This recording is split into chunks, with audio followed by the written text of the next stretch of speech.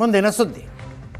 ಮೊನ್ನೆ ಪುಸ್ತಕ ಬಿಡುಗಡೆ ಸಮಾರಂಭವೊಂದರಲ್ಲಿ RSS ದೆವ್ವ, BJP ಅದರ ನೆರಳಿನ ಜೊತೆ ಗುದ್ದಾಡೋದ್ರಲ್ಲಿ ಅರ್ಥ ಇಲ್ಲ, ದೆವ್ವದ ಜೊತೆ ಗುದ್ದಾಡಬೇಕು ಅಂತ ಭಾಷಣ ಮಾಡಿದ್ದ ಪ್ರಿಯಾಂಕ ಖರ್ಗೆ ತಮ್ಮ ಹೇಳಿಕೆಯನ್ನು ಸಮರ್ಥಿಸಿಕೊಂಡಿದ್ದಾರೆ.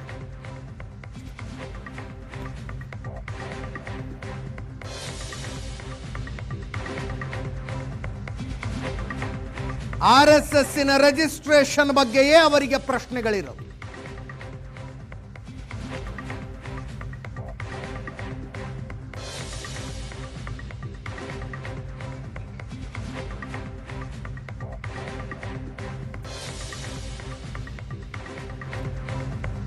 ಕೇಳಿಸ್ಕೊಳ್ಳಿ ಪ್ರಿಯಾಂಕ್ ಖರ್ಗೆ ಹೇಳಿಕೆ.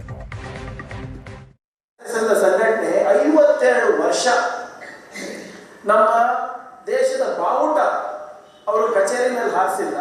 ಅವರು ನಮಗೆ ದೇಶಭಕ್ತಿ ಇದು ಹೇಳ್ತಾರ, ಪಾಠ ಹೇಳ್ತಾರ. ಅವರಿಗೆ ಫಂಡಿಂಗ್ ಹೆಂಗೆ ಬರುತ್ತೆ ಅಂತ ನಾನು ಕೇಳಿದ್ರೆ ಅವ್ರ ಹತ್ರ ಉತ್ತರನೇ ಇಲ್ಲ.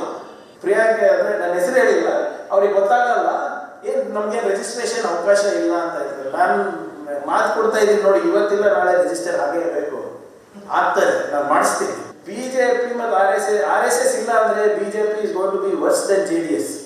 ನಾವು ದೆವ್ವದ ನೆರಳು ಜೊತೆ ಜಗಳ ಆಡ್ತಾ ಇದ್ದೀವಿ. ದೆವ್ವದ ನೆರಳು ಯಾವುದು? ಬಿಜೆಪಿ. ದೆವ್ವ ಯಾವುದು? ಸೊ ಈ ನೆರಳು ಜೊತೆ ಜಗಳ ಆಡೋದು ಬಿಟ್ಟು ನಾವು ದೆವ್ವ ಜೊತೆ ಜಗಳ ಆಡಿದ್ರೆ ಆಟೋಮ್ಯಾಟಿಕ್ ಆಗಿ ನಮ್ಮ ದೇಶ ಸುಧಾರಣೆ ಆಗುತ್ತೆ. ಕಾನೂನು ಪ್ರಕಾರ ಸಂಘಟನೆಗಳು ರಿಜಿಸ್ಟರ್ ಆಗಬೇಕು, ಯಾರು ದೇಣಿಗೆ ಪಡೀತಾ ಇದ್ದಾರೆ ಅಂತ. ದೇಣಿಗೆ ಪಡೆಯುವಂಥ ಸಂಘಟನೆಗಳು ರಿಜಿಸ್ಟರ್ ಆಗಲ್ಲ ಅಂತ ಹೇಳಿದ್ರೆ ಅದು ಕಾನೂನಿನ ತದ್ವಿರುದ್ಧ ಅಲ್ಲ. ನನಗೆ ಬಿಡ್ತಾರಾ ಇಂಥ ಒಂದು ಸಂಘಟನೆ ನಡ್ಸಕ್ಕೆ? ನನಗೆ ಬಿಡ್ತಾರಾ? ನಿಮಗೆ ಬಿಡ್ತಾರಾ? ಹೋಗ್ಲಿ ಬಿಡಿ.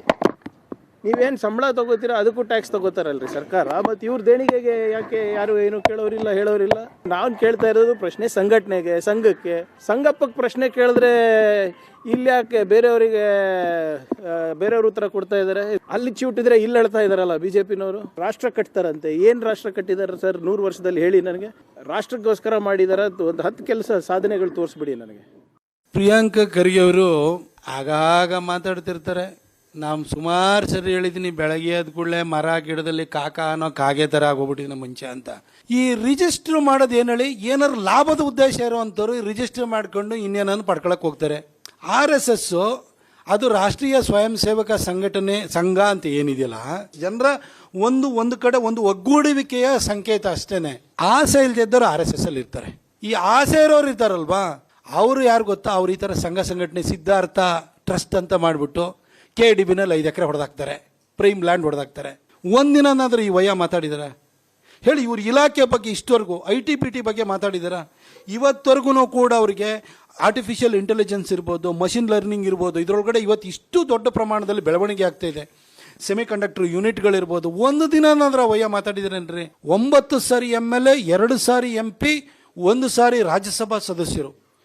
ಕಲಬುರ್ಗಿ ಇವತ್ತು ಹೆಂಗಾಗಿದೆ ರೀ? ಕಲಬುರ್ಗಿ ಉದ್ಧಾರ ಮಾಡ್ಲಿಕ್ಕಾಗಲಿಲ್ಲ, ಒಂದು ಜಿಲ್ಲೆನೂ ಉದ್ಧಾರ ಮಾಡೋಕ್ಕಾಗಿಲ್ಲ. ಈ ವಯ್ಯ ಇಡೀ ದೇಶದ ಬಗ್ಗೆ, ಪ್ರಪಂಚದ ಬಗ್ಗೆ ನರೇಂದ್ರ ಮೋದಿ ಅವರಿಗೆ ಬುದ್ಧಿ ಹೇಳೋ ಕೆಲಸನ ಈತ ಮಾಡ್ತಾ ಇರ್ತಾರೆ.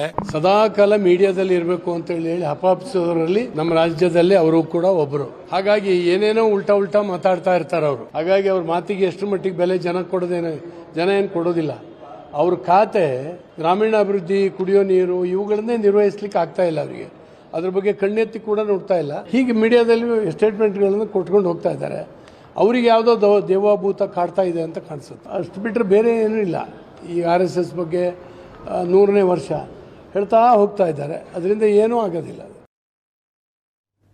ಇದರೊಂದಿಗೆ ಇವತ್ತಿನ ಪಾರ್ಟಿ ರೌಂಡ್ಸ್ ಮುಗಿಸ್ತಾ ಇದ್ದೀವಿ. ನೇರ ದಿಟ್ಟ ನಿರಂತರ ಸುದ್ದಿಗಾಗಿ ನೋಡ್ತಾ ಇರಿ ಏಷ್ಯಾನೆಟ್ ಸುವರ್ಣ ನ್ಯೂಸ್.